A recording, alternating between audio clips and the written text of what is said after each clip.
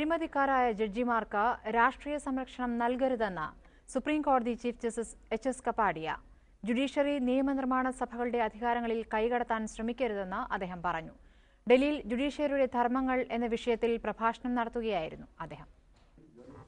Supreme കോടതി മുൻ chief justice ഉൾപ്പെടെ നിരവധി ജഡ്ജിമാർക്കെതിരെ കടുത്ത അഴിമതി ആരോപണങ്ങൾ ഉയരുന്നതിനിടെയാണ് ജുഡീഷ്യറിയിലെ അഴിമതി സംബന്ധിച്ച് സുപ്രീം കോടതി ചീഫ് ജസ്റ്റിസ് എസ്.എച്ച്. കപാഡിയ രൂക്ഷ വിമർശനം നടത്തിയത്.